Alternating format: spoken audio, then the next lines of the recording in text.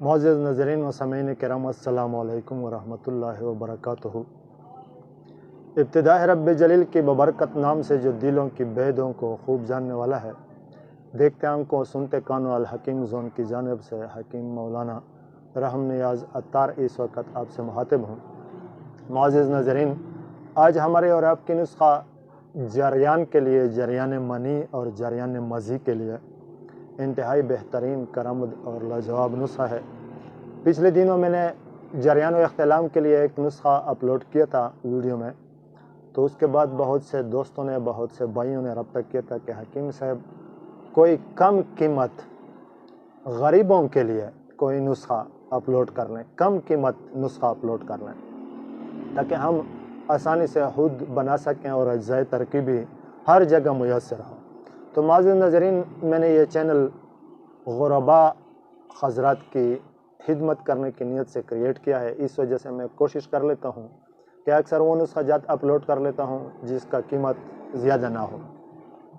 تو آج نسخہ پیش خدمت ہے، ویڈیو کو سکپ نہ کیجیے گا۔ میں انشاءاللہ لکھا ہوا نسخہ اسکرین پر ضرور دکھاؤں گا تاکہ آپ آسانی سے اسکرین شاٹ لے سکیں اور اپنے لیے نسخہ خود اپنے ہاتھوں سے تیار کر سکیں۔ چلتے ہیں نسخے کی طرف۔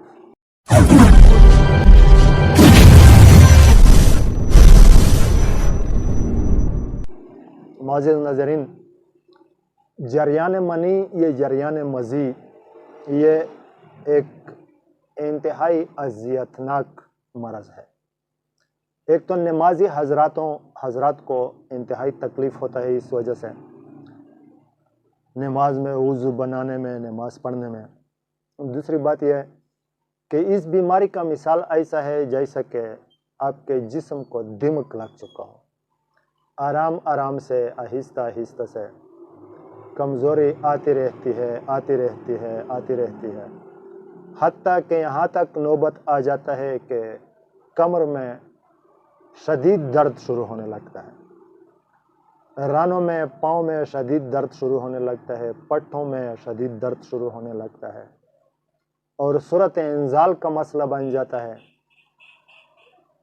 اور طبیعت میں ہر وقت سستی اور تھکاوٹ اور چڑچڑاپن اور غصہ، یہ سارے علامات جریان سے شروع ہو جاتے ہیں۔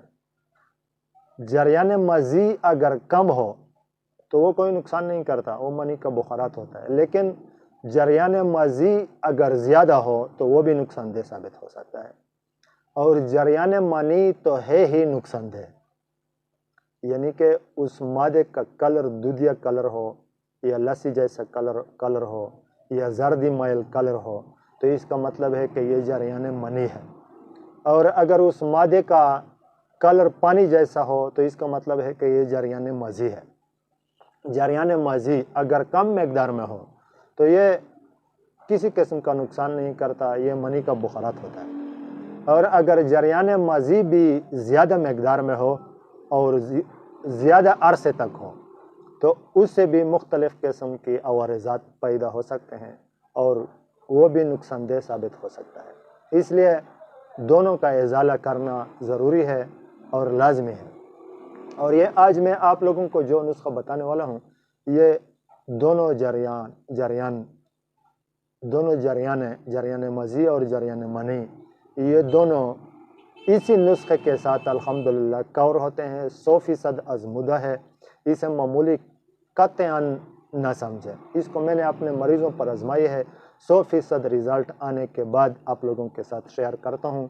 اگر آپ کا دل نہ مانے تو اسکرین شاٹ لے لیں، یہاں سے کسی ماہر طبیب کو دکھا دیں، انشاءاللہ وہ آپ کو ضرور ریکمینڈ کرے گا کہ واقعی یہ جریان میں کام کرتا ہے، جریان منی میں بھی اور جریان مزی میں بھی۔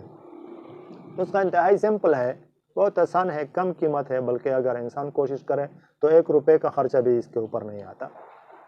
برگ ببول طبی زبان میں ککر کو کہتے ہیں۔ برگ ببول اور ثمر ببول یعنی کہ میوہ، ببول کا میوہ، لیکن یہ اس وقت کے بیج ابھی تک اس میں آئے نہ ہو۔ برگ ببول اور ثمر ببول، ہم بعض لوگ اس کو پلی ببول بھی کہتے ہیں۔